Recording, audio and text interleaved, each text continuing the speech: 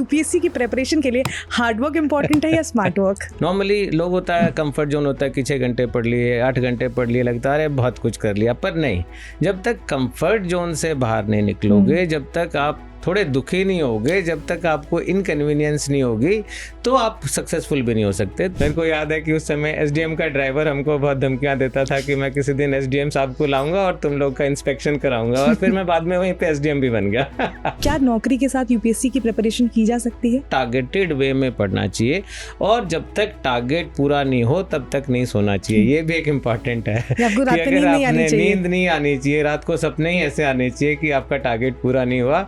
तो ऐसे बच्चे हैं सिंसियर, और मैं भी ऐसा ही करता था।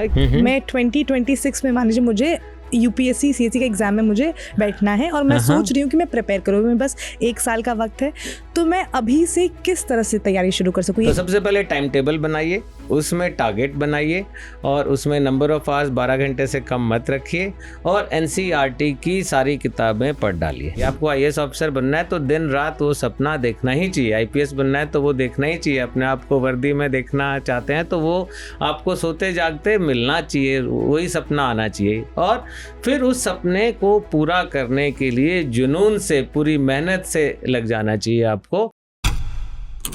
हेलो, मैं हूं स्वर्णा और ये है मिशन यूपीएससी का नेक्स्ट एपिसोड। आज के जो हमारे गेस्ट हैं वो बहुत ज़्यादा खास हैं। उन्होंने न केवल आईएएस जो है उसका एग्ज़ाम क्रैक किया, उसके बाद वो सर्विस में भी बहुत सालों से हैं, और अब रिसेंटली उनकी एक किताब आई है जो मुझे लगता है जो भी एस्पिरेंट ये एपिसोड देख रहे होंगे उनके लिए काफ़ी मोटिवेशनल बुक है। तो आज हमारे साथ हैं सज्जन यादव सर। तो आज हम सर से बहुत सारी बातें करेंगे और जानेंगे उनकी जर्नी के बारे में। तो sir, welcome to Switch. Thank you very much. Thank you Swarna. तो सर, मेरा फर्स्ट क्वेश्चन आपसे सिविल सर्विसेज ही क्यों और कहाँ से मोटिवेशन आया आपके पास? सिविल सर्विसेज का देखो मोटिवेशन बहुत सिंपल है। मैं तो गांव से आता हूँ, हरियाणा के, तो वहाँ पे जब भी कोई कुछ ज़्यादा अथॉरिटी दिखाता है या ज़्यादा ज्ञान देने की कोशिश करता है तो लोग उससे पूछते हैं क्या तू डीसी लगा हुआ है?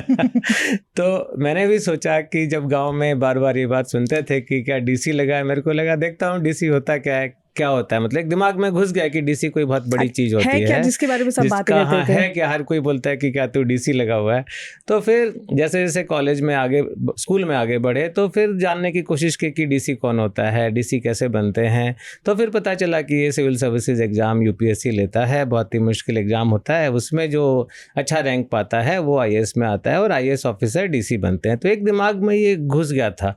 तो ये एक बड़ा मोटिवेशन था कि आपका एक ऐसा स्टेटस, क्योंकि डीसी क्यों लोग बोलते हैं, एक हमें इस पे भी जाना पड़ेगा।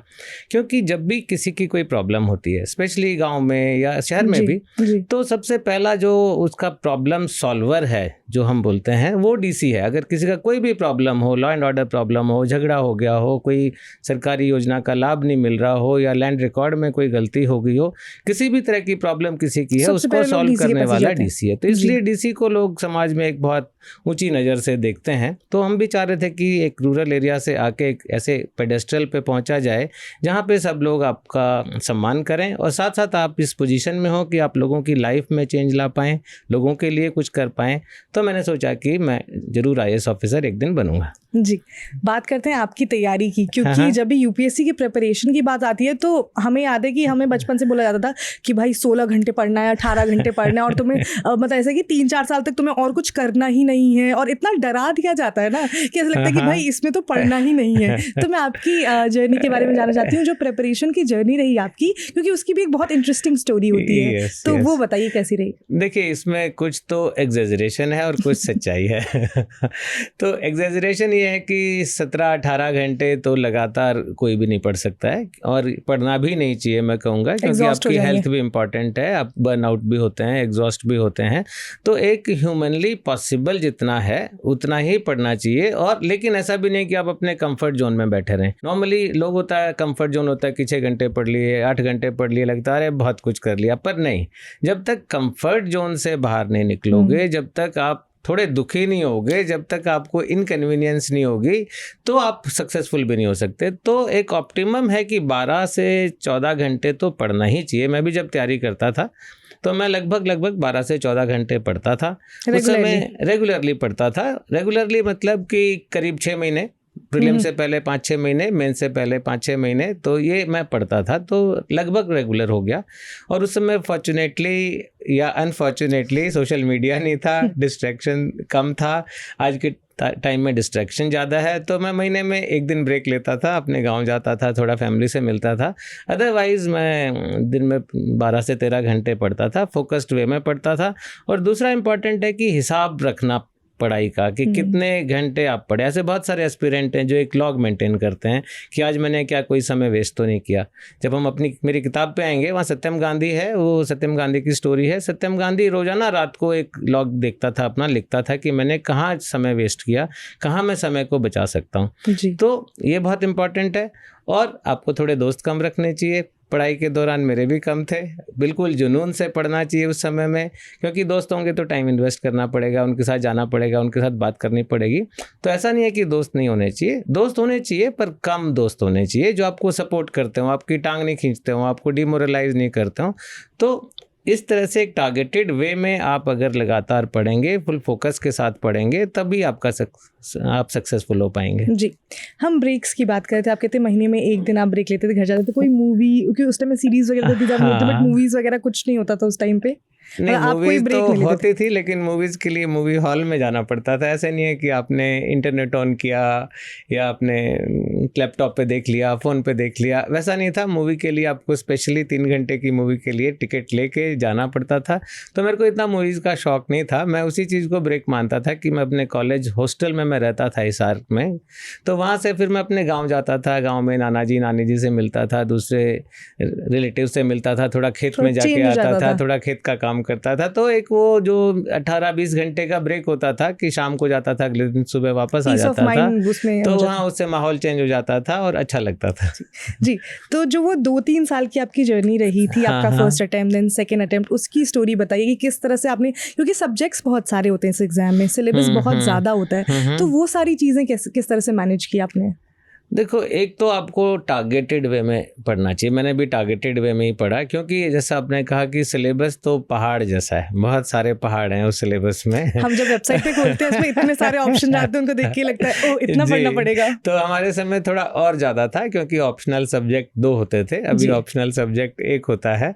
तो एक तो ये बहुत इंपॉर्टेंट है कि आप एक अपना टारगेट बनाएं सिलेबस का, कि आपको कितने दिन में कितना कौन सा सब्जेक्ट पढ़ना है। क्योंकि एक तो सब्जेक्ट ही जनरल स्टडीज़ में बहुत हैं, आपका पॉलिटी भी है, कॉन्स्टिट्यूशन भी है, हिस्ट्री भी है, ज्योग्राफी भी है, साइंस एंड टेक्नोलॉजी भी है, इकोनॉमिक्स भी है, सो बहुत कुछ है, करंट अफेयर्स भी है। तो एक तो आप टारगेट बनाइए कि आपको डेली कितना पढ़ना है, वीकली आपका टारगेट क्या है, मंथली आपका टारगेट क्या है। तो कुछ लोग जो टारगेट बनाते हैं अपने अपने ऊपर डिपेंड करता है, अपने अटेंशन स्पैन और इंटरेस्ट पे डिपेंड करता है। कुछ लोग जो टारगेट बनाते हैं वो टारगेट होता है कि एक बार एक सब्जेक्ट खत्म कर देना है, फिर अगले महीने दूसरा सब्जेक्ट खत्म कर देना है, या अगले 15 दिन में। कुछ लोग जिनका अटेंशन स्पैन कम है वो बनाते हैं कि डेली मेरे को एक एक लेसन हर एक सब्जेक्ट का खत्म करना है। तो जिस तरह से आपको अच्छा लगे, मेरे को लगता था, मैं सब्जेक्ट वाइज टारगेट बनाता था कि मेरे को ये से इकोनॉमिक्स जो है अगले 7 दिन में ख़त्म करनी है, हिस्ट्री अगले 15 दिन में ख़त्म करनी है। तो एक तो टारगेटेड वे में पढ़ना चाहिए, और जब तक टारगेट पूरा नहीं हो तब तक नहीं सोना चाहिए। ये भी एक इम्पॉर्टेंट है कि अगर आपने नींद नहीं आनी चाहिए, रात को सपने ही ऐसे आने चाहिए कि आपका टारगेट पूरा नहीं हुआ। तो ऐसे बच्चे हैं सिंसियर, और मैं भी ऐसा ही करता था कि आज का जो टारगेट है उसको ख़त्म ही करना है किसी भी हालत में। थोड़ा बफर रख सकते हैं कि 2 वीक के बाद एक संडे का बफर रखा, जिसमें जो छूट गया उसको आपने पूरा किया। एक तो ये बहुत इंपॉर्टेंट है। दूसरा इंपॉर्टेंट है कि सिलेबस के बाहर नहीं जाना है। हमारे समय में ईजी होता था, क्योंकि एक डिफाइंड सिलेबस था, डिफाइंड किताबें होती थी, डिफाइंड सोर्सेज होते थे। लेकिन आजकल बहुत ज़्यादा एक्सेस है। सो आजकल हर जगह इंटरनेट पे ज्ञान मिल रहा है, कोचिंग सेंटर्स पे ज्ञान मिल रहा है, कहीं भी आप खोलोगे तो आपको चाय की दुकान पे ज्ञान मिल जाएगा राजेंद्र नगर में। तो आपको ज्ञान बहुत लिमिटेड जगह से लेना है। अगर आप हर जगह से ज्ञान लेने लग गए तो आपका नहीं होगा सिलेक्शन। आप ज़्यादा पढ़ने लग गए कि, तो एक जो टॉपिक है उसको 2 सोर्स से ज़्यादा नहीं पढ़ना चाहिए, क्योंकि सिलेबस इतना बड़ा है। वैसे तो अगर अच्छा सोर्स है तो एक टॉपिक को एक सोर्स से पढ़ लिया, वो हो गया, नहीं तो मैक्सिमम 2 सोर्सेज से आप पढ़िए, उससे ज़्यादा पे मत जाइए। तो ये बहुत इंपॉर्टेंट है। तीसरा आपका टाइम मैनेजमेंट बहुत इंपॉर्टेंट है, कि जैसे बताया था पहले मैंने कि टाइम का प्रॉपर हिसाब रखना चाहिए, उसके हिसाब से करना चाहिए। तो मैं वैसे भी करता था। और एक और जो स्ट्रेटजी उस समय भी थी और आज और ज़्यादा भी है, वो है कि मॉक टेस्ट बहुत देना है। बीच बीच में आपको देखते रहना है कि मैं कहाँ स्टैंड कर रहा हूँ, मेरा कितना प्रिपरेशन हो गया, मेरा कौन सा एरिया वीक है। हाँ, रियलिटी चेक लेते रहना चाहिए। रियलिटी चेक लेना चाहिए, और उससे आपको पता भी चलता है कि कौन सा पार्ट वीक है, कहाँ पे आपने अच्छे से पढ़ाई नहीं की, या कहाँ पे आप ठीक मटेरियल से नहीं पढ़ रहे हैं, कहाँ पे आपको कुछ और पढ़ना चाहिए जी। तो ये अगेन एक बहुत इंपॉर्टेंट पार्ट है जो करना चाहिए, मैं भी करता था। तो ये सारी जो स्ट्रेटजी है कि टारगेटेड वे में सेलेक्टेड सोर्सेज से पढ़ना चाहिए और पूरी मेहनत से पढ़ना चाहिए, पूरे लगन से करना चाहिए। केवल दूसरों को दिखाने के लिए कि मम्मी पापा को दिखा रहे हैं कि हाँ पापा मैंने तो आज इतना पढ़ लिया, या दोस्त को दिखा रहे हैं, शो ऑफ करने से कुछ फ़ायदा नहीं है। बी ऑनेस्ट टू योरसेल्फ, तो अच्छा रहेगा आपके लिए। जी। सर, आपने सोर्स की बात की एस्पिरेंट को लेकर, तो अगर मैं आपसे पूछूं कि आपने कहा कि हर सब्जेक्ट के 2 सोर्सेज होने चाहिए। मान लीजिए जब भी कोई एस्पिरेंट ये एपिसोड देख रहा हो तो उसके लिए ये डाउट हो सकता है कि हमारे पास बहुत सारे सोर्सेज अवेलेबल है, तो हमें किस तरह से वो 2 सोर्सेज जो हैं वो सेलेक्ट करना चाहिए? देखिए, सबसे पहले तो जो जनरल स्टडीज़ के बारे में बात करूँगा कि NCERT बुक जो है वो सालों साल से बहुत इम्पोर्टेंट सोर्स है। हमारे समय भी NCERT बुक बिल्कुल जो है भगवत गीता की तरह है कि उसका एक एक चीज़ याद हो जाना चाहिए। तो NCERT बुक आपका एक इम्पॉर्टेंट सोर्स है, कोई भी सब्जेक्ट आपको पढ़ना है तो। दूसरे सब्जेक्ट के लिए बहुत सारी स्टैंडर्ड बुक्स आती हैं, अलग अलग सब्जेक्ट की है, कोई लक्ष्मीकांत की बुक है या किसी और राइटर की बुक है, तो वो मार्केट में पता है, या इंटरनेट देखेंगे पता चल जाएगा, या किसी से गाइडेंस लेंगे पता चल जाएगा कि एक जो उस टॉपिक पे जो स्टैंडर्ड बुक आजकल मार्केट में चल रही है वो एक स्टैंडर्ड बुक से पढ़ना चाहिए। तो ये 2 सोर्सेज इनफ हैं। तीसरा इंपॉर्टेंट है इसमें, जो कि हर जगह पे है, वो है करंट अफेयर्स। करंट अफेयर्स ना केवल करंट अफेयर्स के लिए इंपॉर्टेंट है, क्योंकि जो करंट अफेयर्स का पार्ट भी आता है, बल्कि वो सारे सब्जेक्ट के लिए इंपॉर्टेंट है, क्योंकि बहुत सारे जो क्वेश्चंस हैं, वो जो दूसरी टॉपिक्स के क्वेश्चन हैं, वो करंट अफेयर्स से इंस्पायर्ड होते हैं बहुत बार। जैसे कि मान लीजिए कोई कॉन्स्टिट्यूशन अमेंडमेंट हुआ, तो वो वैसे तो करंट अफेयर्स का क्वेश्चन है, लेकिन उस क्वेश्चन से पॉलिटी का क्वेश्चन हो जाएगा। कोई हिस्टोरिकल साइट नई खोजी गई इंडस वैली सिविलाइजेशन की, तो वो करंट अफेयर्स भी है, लेकिन उससे हिस्ट्री का क्वेश्चन इंस्पायर हो सकता है, हिस्ट्री का क्वेश्चन आ सकता है। तो करंट अफेयर्स को आपको बिल्कुल एक बैरोमीटर की तरह है, एक गाइडिंग लाइट है कि क्या क्वेश्चंस आ सकते हैं। जो आजकल न्यूज़ में है वो करंट अफेयर्स में भी आ सकते हैं, और वो कंसर्न सब्जेक्ट के क्वेश्चन भी हो सकते हैं। तो ये जो 3 चीज़ें हैं, उसी से आप अगर अच्छे से पढ़ेंगे टारगेटेड वे में, तो आपका सिलेक्शन कोई नहीं रोक सकता। जी बिल्कुल।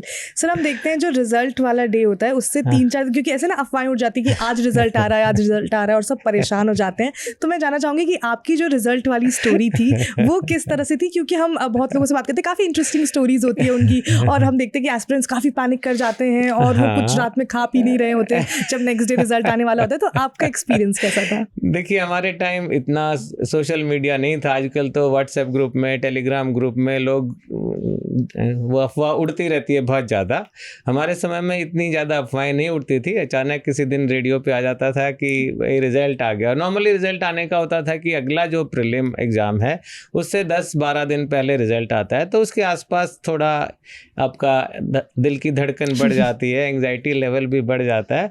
लेकिन उसमें रेडियो पे सुनते थे, और मेरे वाले रिज़ल्ट की कहानी मेरे को लगता है बहुत इंटरेस्टिंग इन द सेंस है कि उस समय मैं हिसार में था, और जो रिज़ल्ट का अनाउंसमेंट हुआ शाम को कि रिज़ल्ट अनाउंस हो गया है, रेडियो पे बताया गया, तो बहुत ज़्यादा एक्साइटमेंट भी थी, बहुत ज़्यादा डर भी था, बहुत ज़्यादा नर्वसनेस भी थी।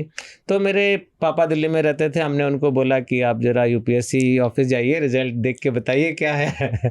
तो वो यूपीएससी ऑफिस गए, देखा भी उन्होंने रिज़ल्ट, लेकिन हमें बता नहीं पाए क्योंकि टेलीफोन्स की स्ट्राइक थी उस दिन। तब एक ही टेलीफोन ऑपरेटर होता था, आपका BSNL, MTNL।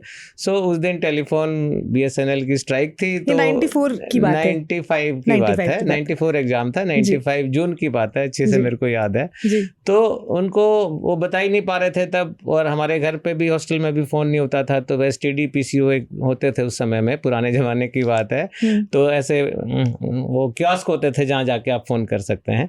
तो वहाँ हम घंटों बैठे रहे, वेट करते रहे कि पापा से किसी तरह बात हो जाए। फाइनली उनका 11 बजे के करीब उनसे बात हो पाई रात में, तो पता चला कि सिलेक्शन हो गया। बहुत खुशी की बात थी, लेकिन मेरे पापा से कुछ गलती हुई उसको देखने में, रिजल्ट को कुछ काउंट करने में कि मेरा कौन सा रैंक है। तो उन्होंने उस समय बताया कि 96 रैंक है। सो अच्छा लगा, ये बहुत बड़ी बात थी कि हाँ सिलेक्शन तो हो गया, अंडर 100 आ गया। लेकिन उसके साथ एक वो भी रहा मन में, पूरी तसल्ली नहीं हुई कि DC नहीं बन पाएंगे, इसमें तो SP बन सकते हैं, मैं पुलिस में जा सकते हैं। तो घर में भी पता चला गांव में कि हाँ भाई SP बन गया लड़का, रात को 12 बजे मिठाइयाँ बट गई बिल्कुल। तो फिर अगले दिन अखबार में तब नाम आते थे, रिजल्ट आता था। तो अगले दिन सुबह जब अखबार आया, न्यूज़पेपर आया, तो मैंने सबसे पहले जाके जल्दी से देखा कि मेरा नाम है कि नहीं है। हालांकि टेलीफोन पे पता चल गया था, पर तसल्ली तभी होती है जब आप नाम देख लेते हैं। सो जब मैं नाम पढ़ने लगा अपना, तो मेरे को पहले तो नाम मिल गया, तो मेरे को बहुत अच्छा लगा, अरे नाम तो है, पापा ने सही कहा था। लेकिन फिर अगले सेकंड में मेरे को लगा कि अरे नाम तो बहुत जल्दी आ गया है, ये तो 96 तक तो मैं पहुंचा ही नहीं हूँ, ये तो बहुत जल्दी है। फिर मैंने काउंट किया तो पता चला मेरा 26 रैंक है। तो 2 बार सेलिब्रेशन हुआ, उसका ये फायदा हुआ। फिर तुरंत फोन किया होगा अपने घर पे, बताया होगा कि 26 रैंक, बोला गया कि अब SP नहीं बना है, अब DC बन गया। उसकी एक अलग ही खुशी होगी। हम आपकी जर्नी के बारे में बात करेंगे कि जब आप सर्विस में आ गए उसके बाद क्या क्या हुआ, लेकिन उससे पहले मैं आपकी किताब के बारे में बात करना चाहूंगी। तो सर ने अभी रिसेंटली एक किताब लिखी है जो कि UPSC के ऊपर है, इसके बारे में डिटेल में हम सरी से जानेंगे। तो सर जो ये किताब है, इसकी इंस्पिरेशन आपको कहाँ से मिली? इसकी इंस्पिरेशन भी मैं बताता हूँ, बहुत ही इंटरेस्टिंग भी है, बहुत सिंपल भी है। देखो, मैं बहुत सारा इंटरनेट पे, आप भी पढ़ते हैं, मैं भी देखता हूँ, बहुत ऐसे बच्चों की स्टोरीज आती हैं जिनका कि बहुत ही हम्बल बैकग्राउंड से बच्चे आते हैं। कोई रिक्शा पुलर का बेटा है, कोई गांव से बिल्कुल आ रहा है, कोई कुली का काम करता था और सिलेक्शन हो गया उसका। तो ये स्टोरी बहुत इंस्पायर करती हैं बच्चों को। मैं भी जब तैयारी करता था, मैंने शुरू की थी जब तैयारी अपने टाइम में, तब भी उसका मोटिवेशन भी एक ये था, या कॉन्फिडेंस आने का एक ये रीज़न था कि मेरे सीनियर्स 1-2 का सिलेक्शन हुआ था। तो जब आप देखते हैं कि आप जैसे ही बच्चे का सिलेक्शन हो रहा है, जो आप जैसे बैकग्राउंड का है, आप जैसी पढ़ाई कर रहा है, वो बच्चे सक्सीड हो रहे हैं, तो वो रोल मॉडल बन जाते हैं आपके लिए। तो ये बच्चे जो ऐसे हम्बल बैकग्राउंड से आ रहे हैं, वो रोल मॉडल हैं। तो मैं बहुत दिन से सोच रहा था कि इनके बारे में कुछ लिखना चाहिए, लेकिन वो दिमाग में ही था, बस स्टार्ट नहीं हुआ था। फिर ये हुआ कि 2023 में हमारे यहाँ पे भारत सरकार में जो यंग IAS ऑफिसर्स होते हैं, उनका अटैचमेंट होता है 2 महीने का। तो उस समय, उस अटैचमेंट के समय जो ऑफिसर मेरे पास आए, उसमें से एक मेरी अपनी डोमेस्टिक हेल्प का बेटा था, मेरी मेड का बेटा बोल सकते हैं, डोमेस्टिक हेल्प जो दीदी काम करती थी। तो उसको देख के मेरे को, फिर हालांकि मैं जानता था, लेकिन उसको सामने देख के कि ये बच्चा जो मेरे सामने वहाँ सर्वेंट क्वार्टर में रहता था, ये आज IAS ऑफिसर बन गया है, तो ये बहुत लाखों हजारों बच्चों के लिए ये लोग रोल मॉडल हैं। ऐसे बच्चे जो इतनी तैयारी करना चाहते हैं, जो IAS ऑफिसर बनना चाहते हैं, लेकिन कॉन्फिडेंस नहीं ला पाते हैं या गाइडेंस नहीं ले पाते हैं। तब मैंने डिसाइड किया कि मैं ऐसे बच्चों की डिटेल्ड स्टोरी लिखूंगा कि ये बच्चे कैसे, इनकी क्या लाइफ थी, कैसे ये लाइफ में सारे फेलियर्स को पीछे छोड़ते हुए आगे बढ़े, कैसे ये लोगों ने अपने रिस्क लिए, कैसे इन्होंने अपना हिम्मत दिखाई, कॉन्फिडेंस लाए, तैयारियां की, मेहनत की, और टोटली अपनी फैमिली को, अपने आप को, सारे फॉर्चून्स चेंज कर दिए और उस स्टेज पे पहुंच गए। तो फिर मैंने ये 7 बच्चे सेलेक्ट किए इस बुक के लिए। ये 7 बच्चों की स्टोरीज हैं, वो बच्चे जो थोड़े हम्बल बैकग्राउंड के हैं, जो बहुत एफ्लुएंट बैकग्राउंड के नहीं हैं, बहुत इंस्पायरिंग स्टोरीज जिनकी हैं, और जो बाकी लोगों के लिए एक मोटिवेशन का काम करें। ये आपने बहुत ही अच्छा किया सर, क्योंकि आपने स्टोरीज को इस तरह से एक साथ कंपाइल कर दिया। क्योंकि हमारे साथ भी ऐसे होता है कि हम किसी दिन बहुत लो फील कर रहे होते हैं और हमें लगता है कि हमें कुछ ऐसा पढ़ना या हमारे सामने कुछ ऐसा आ जाए जिससे हमें ऐसा लगे कि अगर ये यहाँ हो रहा है ना तो हम भी कर लेंगे, मतलब एक होता है ना कि एक वो मोटिवेशन हमें मिल जाए। और मुझे लगता है किसी भी एग्जाम के लिए प्रिपेयर कर रहे होते हैं, मैं पहले जेई के लिए भी मैं प्रिपेयर कर चुकी हूँ, तो ऐसा होता है कि किसी किसी दिन आप इतने ज़्यादा लो हो जाते हो कि हमसे हो ही नहीं सकता है। फिर आप देखते हो कि यार ये जो सामने वाले स्टूडेंट है जिनका क्वालिफाई जिन्होंने कर लिया है, उनके पास तो हमसे भी ज़्यादा दिक्कतें आई, उसके बाद भी उन्होंने कर लिया, तो हम तो बहुत ही ज़्यादा प्रिविलेज्ड हैं, तो हम तो ये कर ही सकते हैं। क्योंकि इस बुक में जो भी स्टोरीज हैं उसमें हर बच्चे ने वो लो वाला फेज फील किया है, उसने ये फेलियर्स देखे हैं, लेकिन उसको देख के वो डरे नहीं, उसको देख के उन्होंने हिम्मत की, वापस मोटिवेट हुए। और जैसे आप बता रहे हो तो ऐसा एक इसमें स्टोरी है मिन्नू पीएम की, तो वो जब भी ऐसे लो फेज में होती थी तो वो एक मूवी देखती थी, वो मूवी थी एक कलेक्टर की स्टोरी पे, तो उसको देख के वो वापस इंस्पायर हो जाती थी। तो इस बुक में भी ऐसे ही स्टोरीज हैं जिनको अगर आप लो फील कर रहे हैं, आपको खराब लग रहा है, आपका कॉन्फिडेंस लो हो रहा है, आपको लग रहा है मैं क्यों ही कर रहा हूँ, क्वेश्चन मार्क लग रहे हैं अपने डिसीजन पे, तो कोई भी इसमें से एक स्टोरी उठा के आप पढ़ेंगे तो वापस एनर्जाइज हो जाएंगे। तो सर वाई 7, लाइक इसके पीछे भी कोई स्टोरी है? और जो भी इसमें एस्पिरेंट्स हैं, जो कैंडिडेट जो अब बन चुके हैं सिविल सर्विसेज में जो आ चुके हैं, तो उनको उन 7 लोगों को कैसे आइडेंटिफाई किया आप लोगों ने?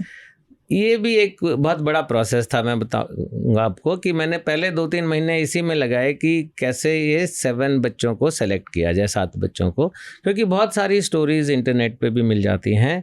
तो मेरे को कुछ क्राइटेरिया मेरे थे। मेरा पहला क्राइटेरिया ये था कि ये रिसेंटली सेलेक्टेड बच्चे होने चाहिए, ताकि फ्यूचर एस्पिरेंट को बिल्कुल लेटेस्ट स्ट्रेटजी के बारे में बता पाएँ, रिलेट कर पाएँ। वो बहुत पुराने लोगों से रिलेट नहीं कर पाते थे।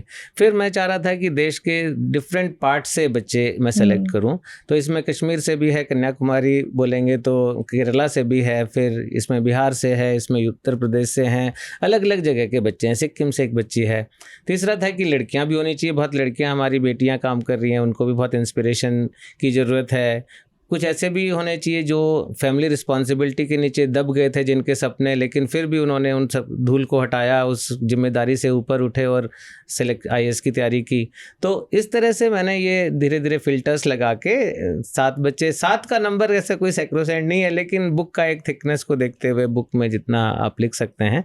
तो ये फर्स्ट फेज में 7 बच्चों की स्टोरी है, और 8वां चैप्टर इसमें है ऑन द स्ट्रेटजीज। ये 7 बच्चों की क्या स्ट्रेटजी रही, क्या सक्सेस मंत्रा रहे और क्या एग्जाम पैटर्न है, ये सब फिर 8वें चैप्टर में है। जी, वैसे तो 7 की ही स्टोरी काफ़ी इंटरेस्टिंग होगी, बट इसमें से कोई एक स्टोरी, किसी स्टोरी से हम बहुत ज़्यादा कनेक्ट कर जाते हैं, तो इसमें से ऐसी कोई एक स्टोरी? इसमें एक तो मैंने बताया आपको भरत सिंह की स्टोरी है, जो कि उससे मेरे को बहुत प्यार है, क्योंकि वो मेरे बच्चे की तरह ही है, हमारे ही घर में रहता था, और मैं उसको देखता था बचपन से कि वो बच्चा बिल्कुल दुबला पतला एक सर्वेंट क्वार्टर में पीछे रह रहा है, और लगातार पेरेंट्स भी पढ़ाई पे उसका ध्यान दे रहे हैं। उस बच्चे की स्टोरी में ना बहुत सारे लेसन्स हैं सबके लिए। तो पहला तो मैं ये बताऊँगा कि एक जो परसिवरेंस होता है कि आप एक चीज़ के पीछे लगे रहें तो बहुत सक्सेसफुल अल्टीमेटली हो जाएंगे। तो इसमें भी है कि उस बच्चे को क्लास 5 तक वो गवर्नमेंट स्कूल में पढ़ता था, फिर क्लास 6 में उसको मौका मिला संस्कृति स्कूल में जाने का। संस्कृति स्कूल दिल्ली में बहुत थोड़ा एफ्लुएंट कैटेगरी का स्कूल है, जिसमें सारे पॉलिटिकल लीडर्स के बच्चे पढ़ते हैं, IAS IPS ऑफिसर्स के, आर्मी ऑफिसर्स के या बिजनेसमैन के बच्चे पढ़ते हैं। तो उसके भरत के फादर संस्कृति स्कूल में पियोन हैं, तो उनको मौका मिला क्लास 6 में कुछ इकोनॉमिकली वीकर सेक्शन के बच्चों का एडमिशन हो रहा था, तो भरत का भी एडमिशन हो गया। लेकिन वहाँ पे एडजस्टमेंट एक बहुत बड़ा इशू था। आप सीधा सरकारी स्कूल से उठ के, उस माहौल से उठ के एक अलग ही माहौल में चले जाते हैं, दूसरे बच्चे आपका मजाक उड़ाते हैं। उसका भी मजाक उड़ता था कि उसके पहनने के स्टाइल पे, उसके बाल लंबे होते थे, उस पे बालों में तेल लगा होता था, उस पे उसकी आंखों में काजल लगा होता था, उस पे बहुत बच्चे उनको बुलिंग करते थे, ऐसे EWS के बच्चों को, क्लास डिवीजन हो जाता था। तो एज ए रिजल्ट क्या हुआ कि बाकी बच्चे छोड़ के चले गए एक एक करके, लेकिन भरत वहीं अड़ा रहा। अगर भरत भी छोड़ के चला जाता तो आज यहाँ नहीं होता वो। इसीलिए वो परसिवरेंस है कि उसने वो माहौल में ढला, उसने धीरे धीरे दोस्त बनाए उस एफ्लुएंट कैटेगरी से, उसने इंग्लिश सीखी, क्योंकि वहाँ तो इंग्लिश में ही सब बोला जा रहा था। तो वहाँ पे पहली स्टेज पे वो वहाँ पे अडिग रहा। तो ये एक बड़ा लेसन यहाँ पे है। दूसरा एक और बड़ा लेसन भरत की स्टोरी में है, वो ये है कि आपको रिस्क लेना पड़ता है लाइफ में, रिस्क के बिना सक्सेस नहीं मिलती है। तो भरत का कंटिन्यू करते हैं कि भरत संस्कृति स्कूल से 12वीं करके वो DTU जो दिल्ली टेक्नोलॉजिकल यूनिवर्सिटी में चला गया एज मैकेनिकल इंजीनियरिंग में, मैकेनिकल इंजीनियरिंग पास की और टाटा मोटर्स में जॉब लग गई। तो ये एक बहुत बड़ा जंप है उस स्टेज से लेके, आप सोचिए एक सर्वेंट क्वार्टर से लेके और टाटा मोटर्स में मैनेजर के पद पे पहुंचने का एक बहुत बड़ा जंप था। तो कोई भी वहाँ सेटिस्फाई हो सकता था, बट भरत को लग रहा था कि नहीं, अभी उसका सपना अभी और बचा हुआ है, सपना पूरा नहीं हुआ, डीसी बनना है, डीसी बनना है। ऑब्वियसली वो देखता भी था, जैसे मेरे को देखता था, या बाद में अपने दोस्तों से सुनता था कि उनके पेरेंट्स का क्या जॉब है, क्या पावर्स हैं, क्या अपॉर्चुनिटीज़ हैं। तो फिर उसने एक प्रीलिम्स दिया जॉब के साथ साथ, लेकिन प्रीलिम्स में अच्छा नहीं कर पाया। तो जब बाहर निकला जनरल स्टडीज़ के पेपर के बाद, तो पापा ने पूछा, उसके साथ में गए थे, कि बेटा कैसा हुआ। सब नेचुरल है, सबके पापा पूछते हैं। तो उसने कहा कि पापा अच्छा नहीं हुआ, लेकिन अगर मैं नौकरी छोड़ देता हूँ तो मैं डेफिनेटली अगली बार क्लियर कर लूँगा। तो उस समय एक बहुत दुविधा है कि एक नया नया स्टेटस मिला है, नया नया पैसा आना शुरू हुआ है, लेकिन बच्चा तो बात कर रहा है कि मैं नौकरी छोड़ देता हूँ। तो उसके पापा ने लेकिन साथ दिया, और भरत की भी बहुत हिम्मत थी कि उसने वो बड़ा रिस्क लिया, उसने टाटा मोटर्स की नौकरी छोड़ दी और फुल टाइम तैयारी की। लेकिन फिर ऐसा नहीं है, यूपीएससी बड़ा सांप सीढ़ी टाइप है, एक बार आपको ले जाता है, प्रीलिम क्लियर हो गया, मेंस क्लियर हो गया, लेकिन सिलेक्शन नहीं होता है। मेरे साथ भी ऐसा हुआ था। दूसरी बार हो सकता है आपका प्रीलिम से क्लियर नहीं हो, पर तीसरी बार आपका सब कुछ क्लियर होकर टॉप रैंक हो जाए। तो भरत के साथ भी ऐसा हुआ कि एक लो फेज आया जिसमें उसका कहीं सिलेक्शन नहीं हो रहा था, लेकिन फाइनली उसका थर्ड या फोर्थ अटेम्प्ट में सिलेक्शन हुआ। तो वो रिस्क टेकिंग एबिलिटी है, वो परसिवरेंस है, वो फेलियर में भी आपको छोड़ के भागना नहीं है। इसलिए भरत की स्टोरी मेरे को बहुत अच्छी लगती है। जी, अभी हम बात कर रहे थे कि जिस तरह से भरत ने अपनी नौकरी छोड़ी और फिर उन्होंने प्रिपेयर किया, तो बहुत सारे ऐसे एस्पिरेंट हैं, भरत की स्टोरी बहुत ही ज़्यादा इंस्पायरिंग है, बट बहुत सारे ऐसे एस्पिरेंट्स होते हैं जो ये अफोर्ड ही नहीं कर सकते, जो जॉब के साथ ही प्रिपेयर करते हैं। तो उन एस्पिरेंट्स के लिए क्या सजेशन होगा कि क्या नौकरी के साथ यूपीएससी की प्रिपरेशन की जा सकती है? देखिए, मैं ये नहीं कहूँगा कि आपको बिल्कुल ही इनसिक्योर होके करना है, क्योंकि वो आपको फिर आपके दिमाग में बहुत टेंशन डाल देता है। तो जॉब सिक्योरिटी के लिए अगर आपके पास जॉब है तो जॉब के साथ साथ थोड़ी तैयारी आप कर सकते हैं। लेकिन जब क्रिटिकल टाइम है, जब लास्ट 3 मंथ्स क्रिटिकल हैं मेंस से पहले, या लास्ट 3 मंथ्स क्रिटिकल हैं प्रीलिम्स से पहले, एक तो आपको उस समय में जॉब से छुट्टी लेनी चाहिए। उस समय आप जॉब करते हुए नहीं कर सकते। ठीक, आप जॉब मत छोड़िए, लेकिन छुट्टी ले लीजिए, चाहे वो पे विदाउट पे छुट्टी मिलती है, कैसे भी मिलती है, सबैटिकल, और कई जगह पेड लीव भी मिल जाती है, कई जगह एडवांस लीव भी मिल जाती है। तो एक तो आप ये कर सकते हैं। इसमें इसी बुक में स्टोरी है मिन्नू पीएम की, जो कि केरला पुलिस में जूनियर क्लर्क थी।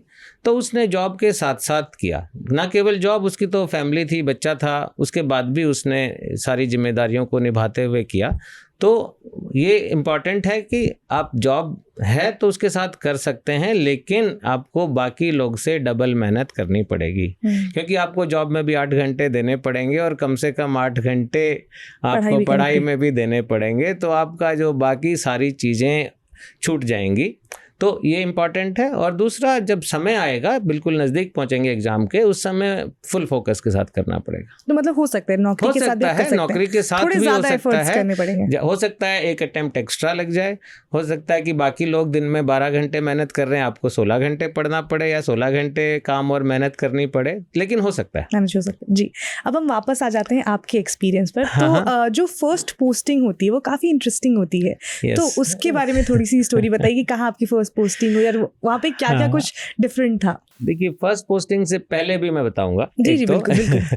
तो आईएएस का जो ट्रेनिंग होती है उसमें 2 साल की ट्रेनिंग होती है। तो 2 साल की ट्रेनिंग में 1 साल की ट्रेनिंग आपकी एकेडमी में होती है मसूरी में। वो क्लासरूम ट्रेनिंग टाइप में बोलूँगा, लबासना जिसको बोलते हैं, बिल्कुल लबासना में होती है। और वहाँ पे तो बिल्कुल कॉलेज जैसा माहौल हो जाता है, क्योंकि वापस आप कॉलेज लाइफ, स्कूल लाइफ जैसा क्लासरूम में जाना है, पीटी परेड करनी है, सब कुछ होता है। उसके बाद 1 साल की आपकी डिस्ट्रिक्ट ट्रेनिंग होती है। तो डिस्ट्रिक्ट ट्रेनिंग में is like actual hands on training, जहाँ पे आपको डिफरेंट चार्जेस दिए जाते हैं, बीडीओ बनाया जाता है, एसडीएम बनाया जाता है, तहसीलदार की पोस्ट खाली है महीने के लिए तो वो बनाया जाता है। तो मेरे को जो फर्स्ट मेरा डिस्ट्रिक्ट ट्रेनिंग का था, उसके लिए मेरे को जोधपुर डिस्ट्रिक्ट था राजस्थान में, वहाँ पे भेजा गया। बहुत अच्छा डिस्ट्रिक्ट है, बहुत अच्छा लगा जाके। और मेरे को इसलिए भी अच्छा लगा कि मैं आईएएस में आने से पहले वेटनरी डॉक्टर था, और तब भी मैं राजस्थान गवर्नमेंट में काम करता था, और मेरी पोस्टिंग जोधपुर में ही थी। तो बहुत अच्छा लगा कि जहाँ आप पहले एक लेवल पे थे, वहीं पे आप किसी सीनियर वापस आ गए सीनियर लेवल पे, जो लोग आपको थोड़ा डराते धमकाते रहते थे।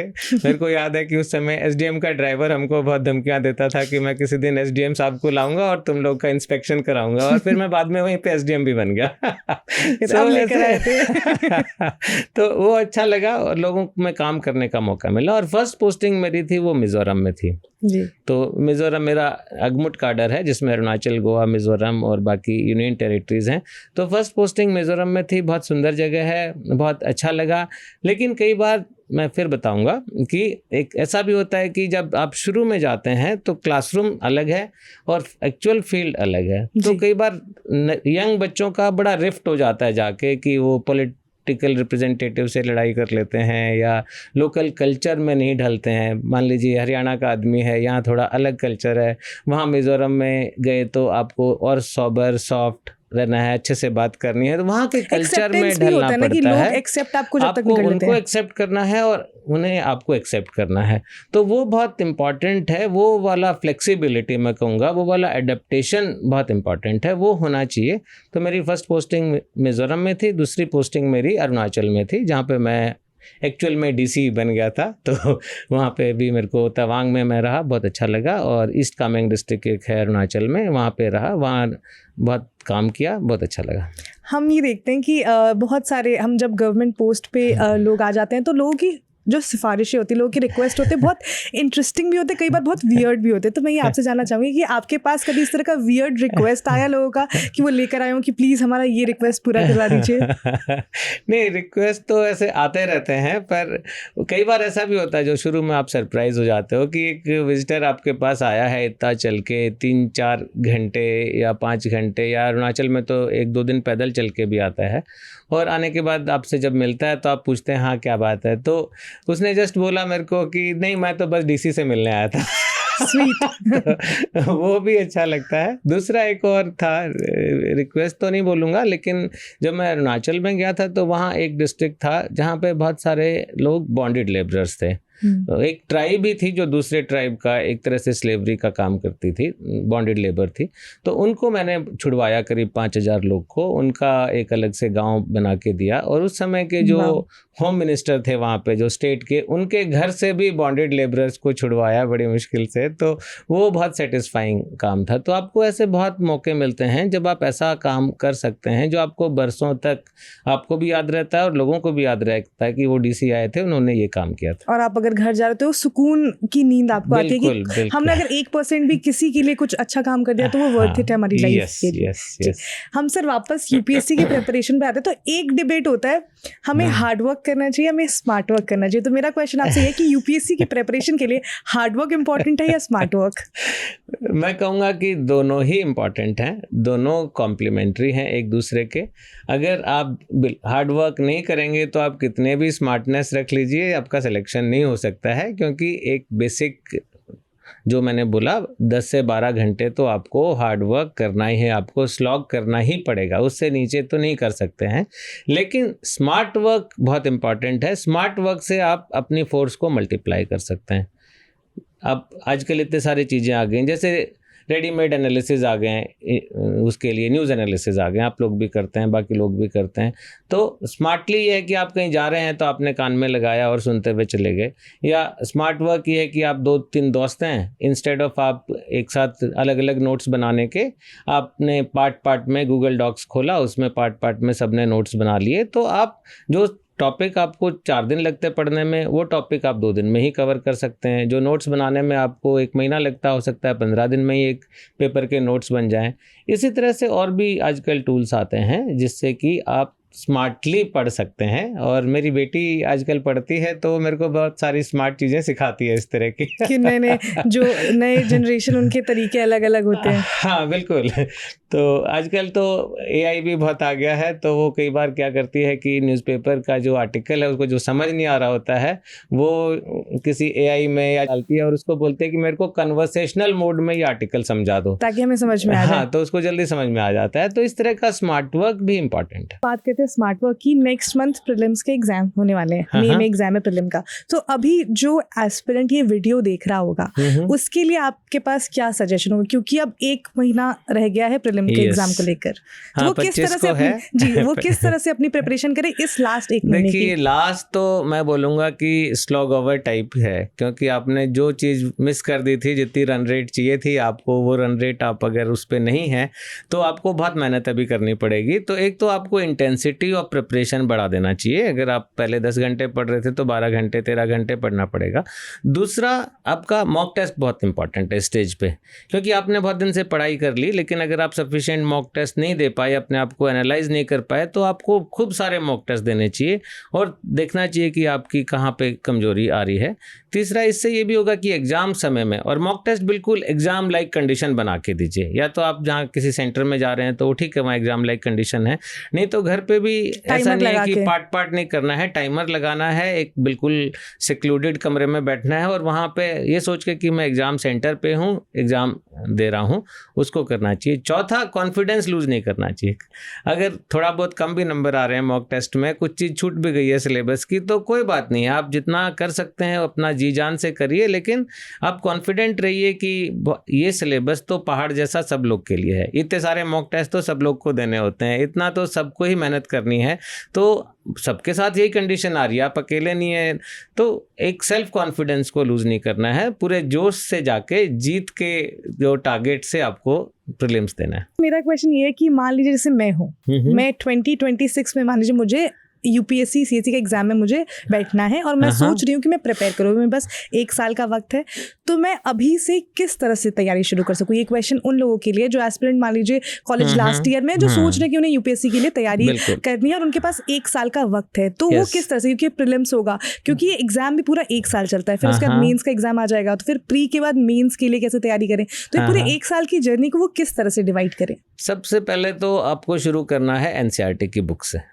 तो सबसे पहले टाइम टेबल बनाइए, उसमें टारगेट बनाइए और उसमें नंबर ऑफ आवर्स 12 घंटे से कम मत रखिए और एनसीईआरटी की सारी किताबें पढ़ डालिए। अगर आपको किसी सब्जेक्ट में थोड़ा कमज़ोर है तो उसमें 9th 10th की किताब से शुरू करें, अगर अदरवाइज़ आप 11th 12th की किताब से शुरू करें। तो सबसे पहले जो फाउंडेशन आपको डालनी है वो एनसीईआरटी की बुक से डालनी है और साथ में एक न्यूज़पेपर कम से कम और एक करंट अफेयर्स मैगजीन। बस इतने से आप तैयारी शुरू कर लें। 3-4 महीने में फर्स्ट उसमें राउंड में आप एनसीईआरटी की सारी किताबें ख़त्म कर दें, साथ साथ एक मैगजीन और न्यूज़पेपर पढ़ते रहें। That is step 1। Then second step में आपको जो कॉमन बुक है, पॉपुलर बुक है या जो रिकमेंडेड बुक है अलग अलग सब्जेक्ट की, कुछ हिस्ट्री की हैं, कुछ पॉलिटी के लिए हैं, तो एनसीईआरटी के बेस के ऊपर आपको ओवरले करना है स्टैंडर्ड बुक से। तो जो चीज़ एनसीईआरटी में छूट गई थी आपकी, वो उस स्टैंडर्ड बुक से पढ़िए, पर अगेन एक सब्जेक्ट के लिए एक स्टैंडर्ड बुक से ज़्यादा मत पढ़िए और साथ साथ आपका न्यूज़पेपर और ये चलता रहेगा। तो अगले 3 महीने में आप इस पे कर दीजिए। एक आपने एनसीईआरटी पूरी कर ली, फिर आपने एक स्टैंडर्ड बुक से जो भी गैप फिलिंग था वो पूरा कर दिया, साथ में आपका करंट अफेयर्स चल रहा है। उसके बाद मॉक टेस्ट दीजिए। मॉक टेस्ट के 1-2 राउंड दीजिए, देखिए कि आप कहाँ पे कमज़ोर हैं, तो देन स्टार्ट रिवीजन अकॉर्डिंगली जहाँ पे आप कमज़ोर हैं। तो इसमें आपका 8-9 महीने लग जाएंगे। थोड़ा आपको उसके बाद ये करना है कि साथ साथ राइटिंग प्रैक्टिस भी करनी है। तो डेली आंसर राइटिंग बहुत इंपॉर्टेंट है। आंसर राइटिंग बहुत इंपॉर्टेंट है। प्रीलिम्स के लिए मॉक टेस्ट, मेंस के लिए आंसर राइटिंग प्रैक्टिस। तो ऐसा नहीं सोचें कि प्रीलिम्स देने के बाद आप मेंस की तैयारी शुरू करेंगे। प्रीलिम्स के साथ साथ थोड़ी मेंस की तैयारी शुरू कर दें, जो आपका एक ऑप्शनल सब्जेक्ट है जो प्रीलिम में नहीं आएगा लेकिन मेंस में आएगा, और थोड़ा आंसर राइटिंग प्रैक्टिस या ऐसे राइटिंग प्रैक्टिस, कुछ भी लिखिए रोजाना। कुछ आप या रोजाना नहीं लिख सकते हैं, एक वीक में 2-3 पेज लिख दीजिए, ऐसे टाइप में कोई भी सब्जेक्ट पे लिख दीजिए या पुराने जो टॉपिक्स हैं उन पे लिख दीजिए। तो ये आपका साथ साथ तैयारी चल रही है आपकी प्रीलिम्स की भी और मेंस की भी। तो जब प्रीलिम के लास्ट के 2 महीने बचते हैं, 2 से 3 महीने, उस समय जोरदार तैयारी टोटली प्रीलिम फोकस्ड करनी है, फिर मेंस को छोड़ देना है। और जैसे ही प्रीलिम ख़त्म होता है, 1-2 दिन के ब्रेक के बाद, चाहे आप पहले तो कॉन्फिडेंट रहिए, ये सोचिए कि मेरा प्रीलिम क्लियर होगा ही होगा, तो 2-3 दिन का ब्रेक लीजिए, फिर मेंस की तैयारी शुरू कर दीजिए, क्योंकि एक दिन काउंट करते हैं। प्रीलिम होगा आपका मई में, मेन शुरू हो जाएंगे सितंबर में। तो अगर आपने बीच में समय गवा दिया रिजल्ट का वेट करते रहे तो आपका वो बहुत ही गोल्डन पीरियड वेस्ट हो जाएगा, जो मेरे साथ भी हुआ था। तो वैसा नहीं करना है और आपको प्रीलिम के तुरंत बाद मेंस की तैयारी शुरू कर देनी है। आंसर राइटिंग, ऑप्शनल सब्जेक्ट वापस पढ़ना, और बाकी तो आपने प्रीलिम में पढ़ा तो जीएस वाले तो सारे चीज़ें हैं, केवल एथिक्स ऐसे पे ज़्यादा फोकस रहेगा मेंस में।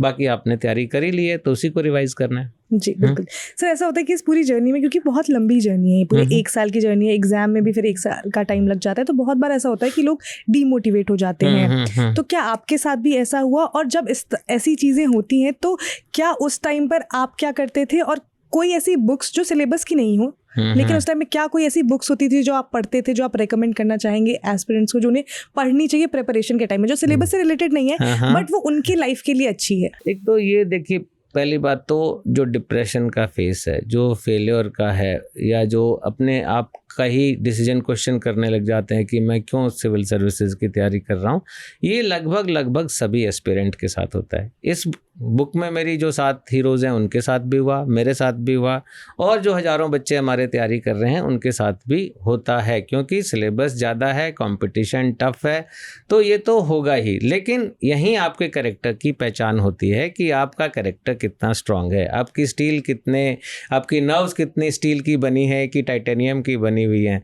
तो एक तो आपको उसमें लो नहीं होना है, लेकिन ये तो कहने की बात है, बोलेंगे भाई लो तो हो ही रहे हैं।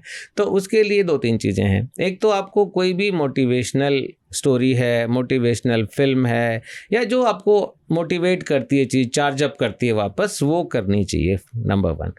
दूसरा, फैमिली का सपोर्ट बहुत इंपॉर्टेंट है कि ऐसे मौके पे जब बच्चा थोड़ा डिप्रेस हो रहा है, जब उसको रोना आ रहा है या उसको थोड़ा लैक ऑफ कॉन्फिडेंस है, तो फैमिली को उसको रीअश्योर करना चाहिए, उसको वापस उसका प्रेशर कम करना चाहिए, उससे बात करनी चाहिए। और बच्चे करते भी हैं, कोई अपनी माँ से बात करता है, कोई बहन से बात करता है। तीसरा, कुछ फ्रेंड्स भी इंपॉर्टेंट है। मैंने शुरू में कहा बहुत फ्रेंड्स नहीं होने चाहिए, लेकिन 1-2 फ्रेंड ऐसा होना चाहिए जिससे आप ये चीज़ें शेयर कर पाओ।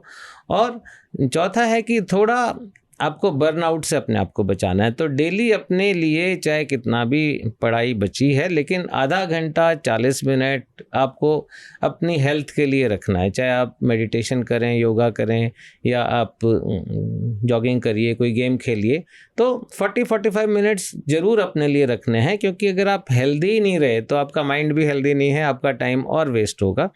तो डिप्रेशन फिर कम होगी अगर आप रोज़ाना अपने लिए समय निकाल रहे हैं, आपके पास कुछ एंकर है, चाहे वो एंकर किसी किताब में हो, चाहे किसी फिल्म में हो, चाहे आपकी रियल लाइफ में कोई एंकर हो, कोई कंधा हो जिससे आप बात कर पाएँ, तो वो अच्छा रहता है। काफ़ी इंपॉर्टेंट, क्योंकि आजकल हम देखते हैं बहुत सारे ऐसे अनफॉर्चुनेट इंसिडेंट हमारे सामने आते हैं, ऐसे केसेस आते हैं, सुसाइड के मामले बढ़ गए, चाहे वो कोटा हो, दिल्ली के मुखर्जी नगर, राजेंद्र नगर, इन सब जगहों से ये वाले केसेस बहुत ज़्यादा बढ़ गए हैं, क्योंकि लोग इतने ज़्यादा डीमोटिवेट हो जाते हैं। एक तो अपने साल के वो 3-4 साल इस एग्जाम को दे देते हैं, कुछ लोग तो 6-6 साल इस एग्जाम को देते हैं, बहुत गोल्डन पीरियड, बहुत ज़्यादा टाइम देते हैं। फिर उनको लगता है कि व्हाट नेक्स्ट, क्योंकि फिर उनके पास कोई ऑप्शन नहीं रह जाता है। तो उन ऐसे एस्पिरेंट्स के लिए भी ये बहुत इंपॉर्टेंट है करना कि वो डीमोटिवेट ना हो, क्योंकि ये बस एक एग्जाम है, इसके बाद पूरी लाइफ पड़ी हुई है, ये नहीं तो कुछ और डेफिनेटली लाइफ में हो ही जाएगा। डेफिनेटली लाइफ में बहुत अपॉर्चुनिटीज आती हैं, एक फेलियर के आगे तो बहुत सारी सक्सेस हैं उसके नीचे छिपी हुई।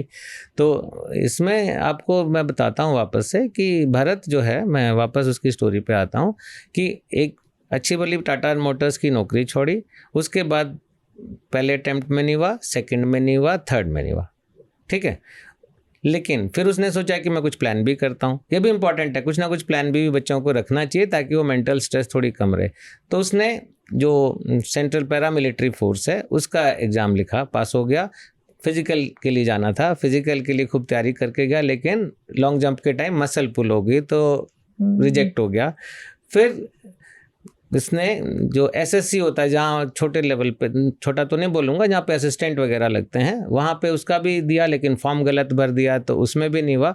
तो बहुत डिप्रेशन फेज था बच्चे का, लेकिन उसने फिर उस सबको पीछे छोड़ा और फिर पूरे मन से तैयारी की, तो तब अगर वो उसी में फेल हो जाता, उसी में छोड़ देता, उसी में कुछ अपने आप को हार्म कर लेता, तो आज वो उस सुनहरा समय नहीं देख पाता जो आज वो देख रहा है। जी, हम अगर आपके टेन्योर की बात करते हैं, क्योंकि हम वापस आ जाते हैं, क्योंकि वो भी बहुत इंपॉर्टेंट है एस्पिरेंट्स के लिए जानना, क्योंकि लोगों को मैं बहुत सारे एस्पिरेंट्स से मैंने उनसे पूछा कि क्यों बनना चाहते हो IAS या IPS, उन्होंने कहते हैं कि हमें बहुत सारे पर्क्स मिलते हैं, हम इसलिए बनना चाहते हैं। तो उन्हें ये भी जानना बहुत इंपॉर्टेंट है कि सिर्फ पर्क्स ही नहीं होते, बहुत काम भी करनी पड़ती है और बहुत मेहनत भी करनी पड़ती है।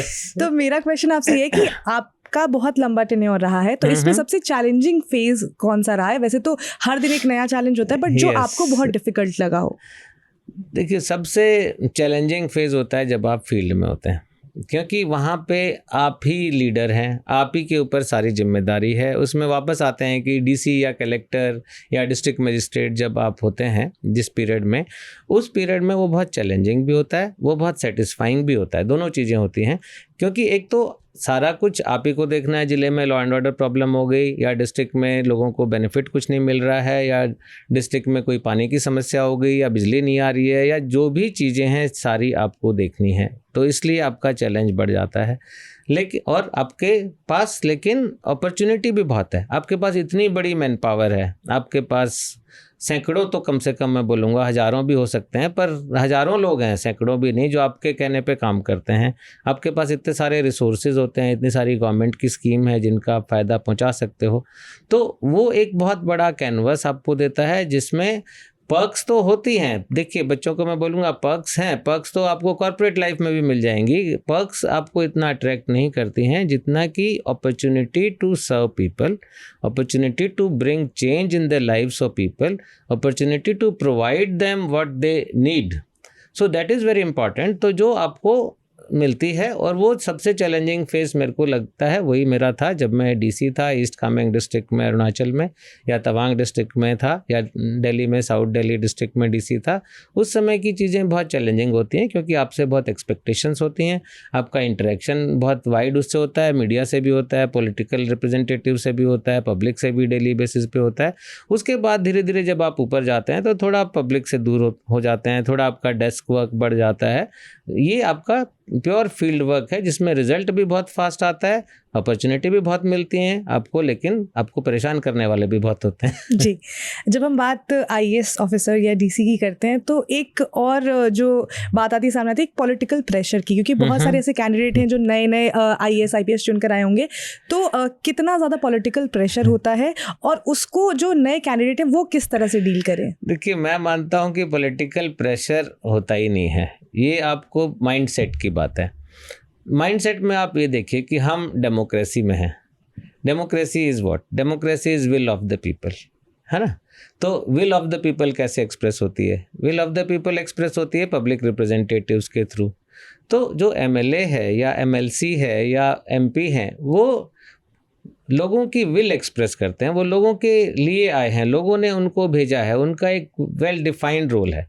अगर हम ये मान के चलें कि सबका अपना अपना रोल है, एक ऑफिसर का अपना रोल है, एक पॉलिटिकल रिप्रेजेंटेटिव को अपनी ड्यूटी करनी है, तो आपको वो प्रेशर फील नहीं होगा, क्योंकि वो जो बोल रहे हैं, जो जनता चाहती है वो बोल रहे हैं, जो पब्लिक चेंज लाना चाहती है उनके थ्रू, उसके बारे में बात कर रहे हैं। तो अगर हमारे गोल अलाइंड हैं तो फिर कोई प्रेशर नहीं आएगा। दूसरी चीज़ मैं बताना चाह रहा हूँ कि अगर कोई अनड्यू प्रेशर आता है, कोई गलत काम करने के लिए बोलता है या कोई लालच दिखा के काम करने के लिए बोलता है, तो वो आपको नहीं करना है। उसमें आपको, जब तक आप ऑनेस्ट हैं, जब तक आपके कोई और एजेंडाज नहीं हैं, आप स्ट्रेट हैं, कोई आपका कुछ नहीं बिगाड़ सकता है। उसमें आप कितना भी कोई प्रेशराइज कर ले, वो खोखला प्रेशर है, वो आपका कुछ नहीं बिगाड़ पाएगा।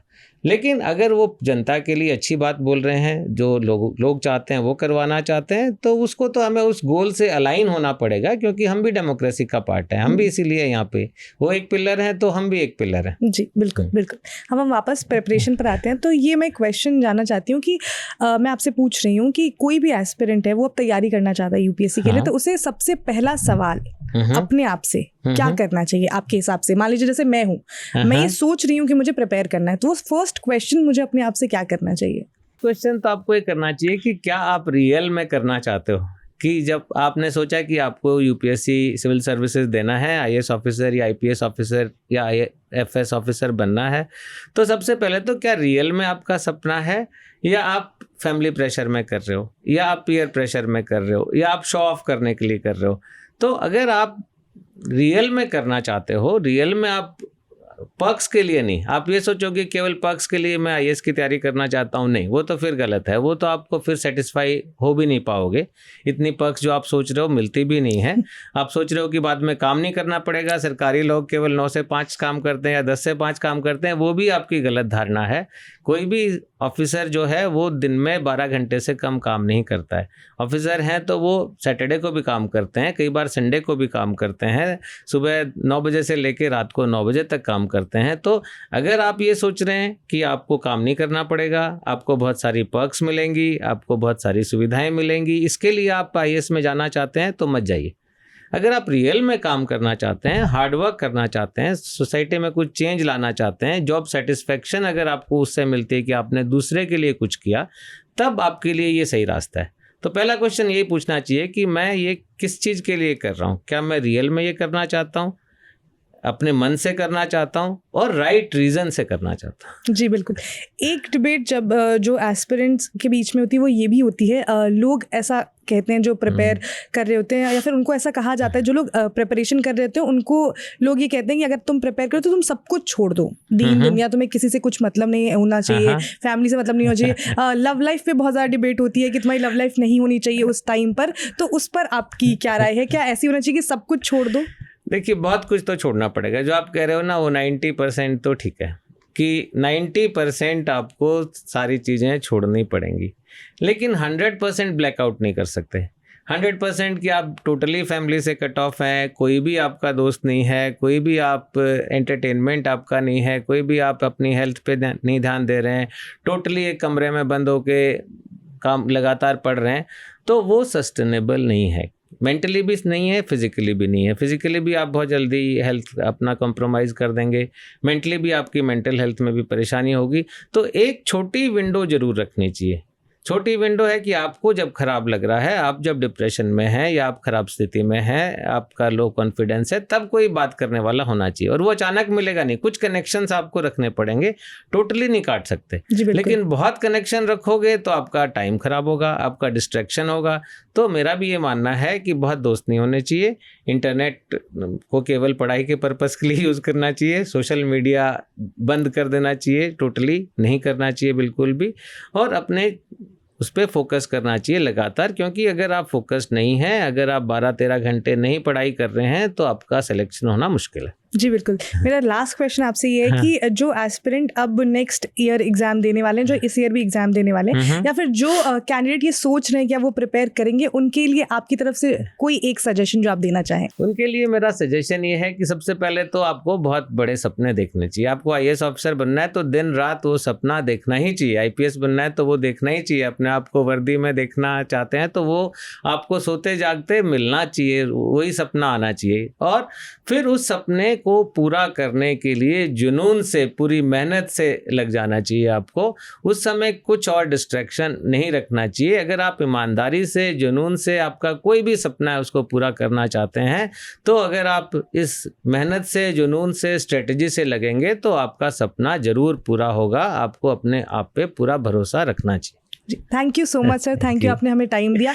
मैं डेफिनेटली ये किताब पढ़ूंगी और इससे मैं कोशिश करूंगी कि मैं भी इससे इंस्पायर हूं, और मैं अगर लाइफ में जब भी लो हूं तो मैं ये किताब पढूं जिससे मुझे भी मोटिवेशन मिले। Thank you so much. बहुत अच्छा लगा। Thank you.